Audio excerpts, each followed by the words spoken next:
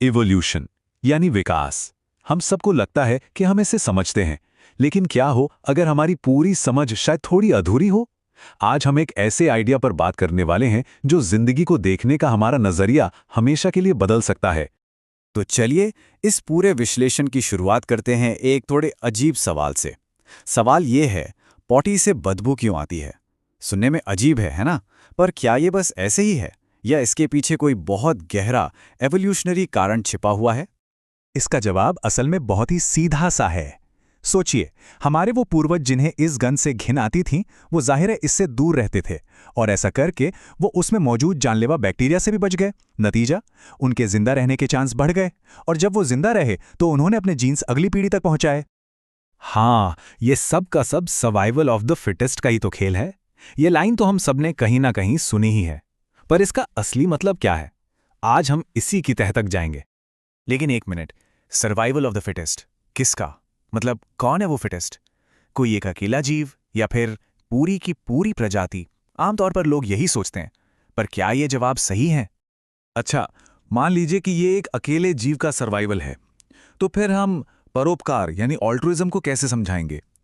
वो मधुमक्खियां अपने छत्ते को बचाने के लिए अपनी जान क्यों दे देती हैं? ये तो सेल्फिश सर्वाइवल नहीं हुआ। ठीक है, तो क्या ये पूरी प्रजाति का सर्वाइवल है? ये भी फिट नहीं बैठता, क्योंकि देखिए, नेचुरल सिलेक्शन के लिए किसी चीज को अपनी कॉपी बनानी पड़ती है, और पूरी की पूरी प्रजाति तो अपनी कॉपी नहीं बनाती। तो अगर जवाब व्यक्ति नहीं है और प्रजाति भी नहीं है, तो फिर है क्या? असली जवाब के लिए हमें टाइम में बहुत बहुत पीछे जाना होगा। चलिए एक सफर पर चलते हैं, लगभग 4 अरब साल पीछे, जब पृथ्वी बस बन ही रही थी। जरा कल्पना कीजिए, उस वक्त धरती पर जिंदगी नहीं थी, बस एक तरह का केमिकल सूप था जिसमें तैर रहे थे सिंपल मॉलिक्यूल्स। चलिए आसानी के लिए उन्हें ब्लॉब्स कह लेते हैं।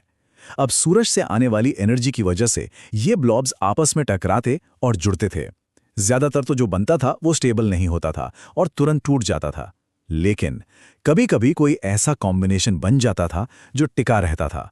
और फिर करोड़ों साल के इस ट्रायल एंड एरर के बाद किस्मत से एक ऐसा मॉलिक्यूल बना जिसमें कमाल की खूबी थी।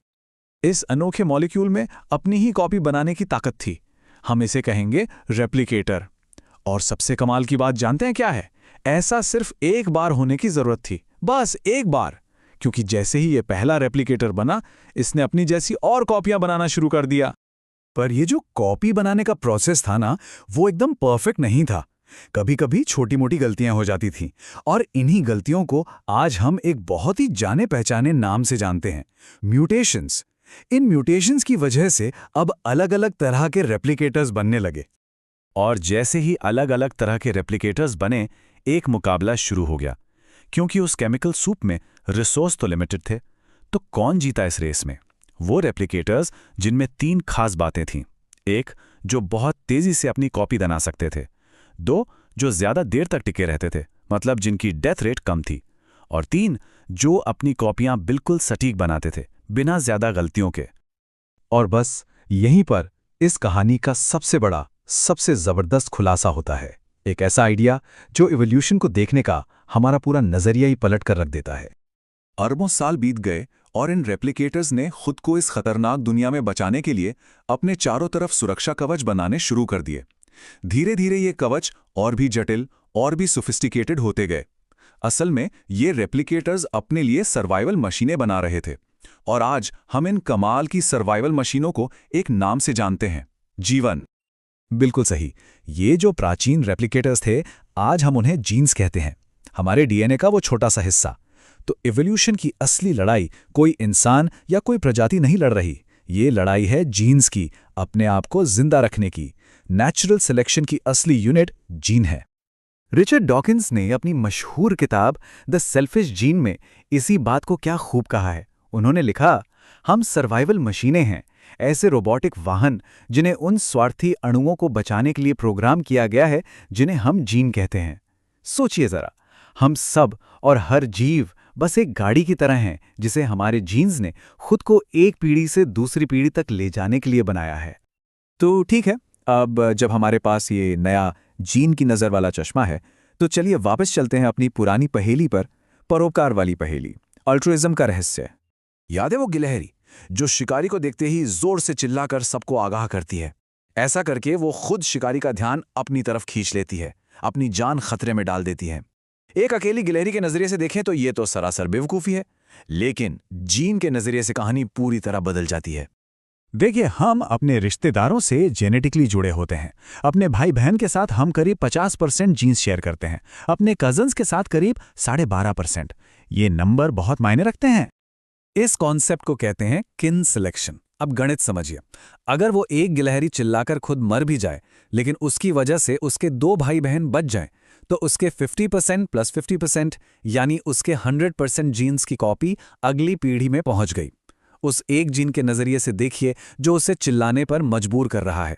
उसके लिए ये एक शानदार डील है। जीन को इस बात से कोई फर्क नहीं पड़ता कि वो किस शरीर में बैठकर आगे बढ़ रहा है, बस उसे आगे बढ़ना है। पर क्या ये थ्योरी एकदम परफेक्ट है? क्या ये एवोल्यूशन की पूरी कहानी है? नहीं। हर बड़े आइडिया की तरह इसकी भी कुछ सीमाएं हैं और इसकी आलोचना भी होती है। चलिए उस पर भी एक नजर डालते हैं। कुछ आलोचक कहते हैं कि यह थियोरी जेनेटिक ड्रिफ्ट जैसी चीजों को नजरअंदाज करती है।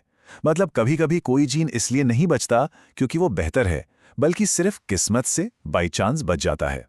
दूसरी बड़ी आलोचना स्वार्थी शब्द को लेकर है। देखिए, जीन्स में कोई दिमाग नहीं होता, वो सच में सेल्फिश नहीं होते। ये बस एक मेटाफर है, एक समझाने का तरीका। और आखिर में असलियत यह है कि एक जीन और एक ट्रेट के बीच का कनेक्शन बहुत बहुत ज्यादा कॉम्प्लेक्स है, जैसा कि हम जानते हैं। तो हाँ, ये मानना पड़ेगा कि सेल्फिश जीन एक सिंप्लीफाइड मॉडल है। असल दुनिया, असल बायोलॉजी हमेशा ज्यादा पेचीदा होती है।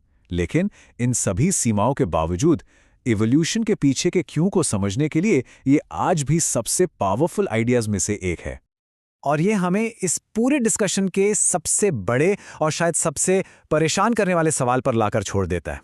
तो क्या इंसान बस मांस और खून के बने रोबोट हैं जिन्हें हमारे अंदर बैठे अरबों साल पुराने मॉलिक्यूल्स कंट्रोल कर रहे हैं?